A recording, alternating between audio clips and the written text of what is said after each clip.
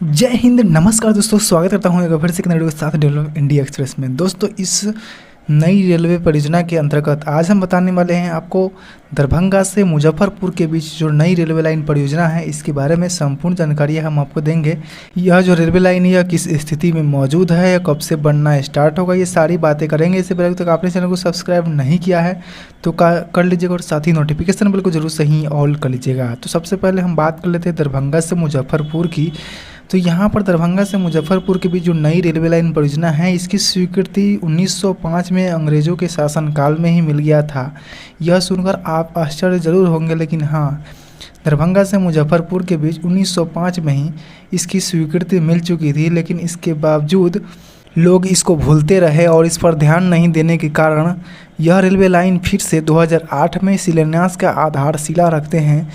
उस समय का लालू प्रसाद यादव, उन्होंने अपनी इस कार्यकाल में इस रेलवे लाइन की उद्घाटन करते हैं। इस रेलवे लाइन का शिलान्यास रखते हैं दरभंगा से मुजफ्फरपुर के बीच, जो कि कुल इसकी लंबाई 66 किलोमीटर की है। तब से यह परियोजना रेलवे के अंतर्गत रेलवे के डायरी में सम्मिलित हो जाता है। उसके बाद से इस रेलवे लाइन पर कुछ कार्य शुरू हो जाता है। उस समय इस परियोजना का लागत 495 करोड़ रुपए बताई गई थी, लेकिन अब धीरे धीरे इसके देरी के कारण यह परियोजना 2000 से भी ऊपर करोड़ के रुपए को छू चुकी है।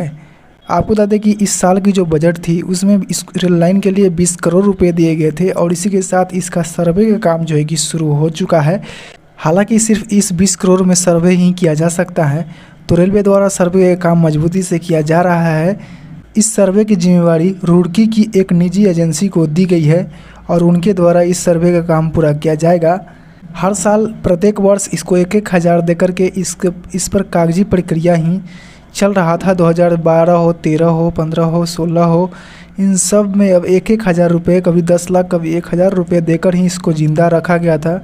लेकिन इस साल के बजट में इसको 20 करोड़ मिला है। अगले साल भी उम्मीद है कि 23 और 24 के बजट में भी 20 करोड़ से अगर अधिक मिलते हैं तो और भी संभावनाएँ बढ़ जाती है इस रेल लाइन के निर्माण के लिए। लेकिन फिलहाल जो है सर्वे का काम शुरू किया जा चुका है, तो आने वाले समय में रेलवे भी इस पर कुछ राशि देने का भी योजना बनाएगी। अगर फिलहाल जो अभी आपको दरभंगा से मुजफ्फरपुर जाना हो, तो यदि आप दरभंगा से समस्तीपुर के रास्ते अगर मुजफ्फरपुर जाते हैं तो आपको कम से कम 95 से 96 किलोमीटर की दूरी तय करनी होगी। और इसके साथ यदि आप सीतामढ़ी के रास्ते जाते हैं तो 132-33 किलोमीटर की यात्रा करनी पड़ेगी। लेकिन यदि यह रेलवे लाइन सीधी बन जाती है दरभंगा से मुजफ्फरपुर, तो यह करीब 30 किलोमीटर में कमी आएगी और मुजफ्फरपुर से दरभंगा डायरेक्ट कनेक्टिविटी भी बन जाएगी। फिलहाल जो है बसों का ही सहारा लेना पड़ता है यदि जल्दीबाजी में मुजफ्फरपुर जाना हो या फिर जल्दीबाजी में दरभंगा जाना हो मुजफ्फरपुर से, तो सिर्फ बसों का सहारा लिया जा सकता है, क्योंकि ट्रेनें घूम कर जाती है। तो इस दरमियान ट्रेन को भी कम से कम 3 से 4 घंटे तो लगते ही लगते हैं। इस वजह से बस सिर्फ और सिर्फ 2 घंटे में पहुंचा रही है, तो कहीं ना कहीं समय का बचत बस द्वारा किया जा रहा है।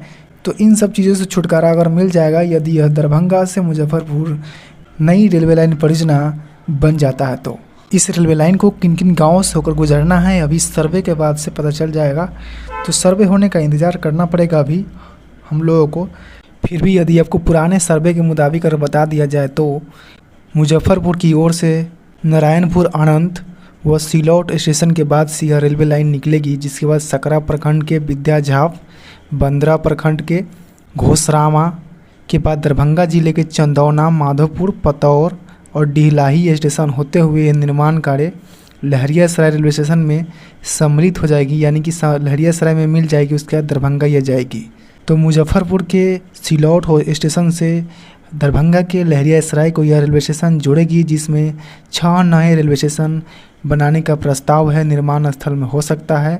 प्रस्तावित स्टेशन है, नए सर्वे के मुताबिक यह चेंज भी हो सकता है, बदलाव भी हो सकते हैं। तो अभी तक यही लेटेस्ट अपडेट है इस रेल लाइन से जुड़ी हुई, दरभंगा मुजफ्फरपुर नई रेलवे लाइन परियोजना से जुड़ी हुई। यदि आपके पास कोई भी प्रश्न है इस रेलवे लाइन से संबंधित तो आप पूछ सकते हैं। बाकी ये छोटी सी जानकारी और छोटी सी वीडियो अगर पसंद आए तो वीडियो को लाइक अवश्य कीजिएगा। मिलते हैं किसी अन्य वीडियो में, तब तक के लिए जय हिंद एंड जय भारत।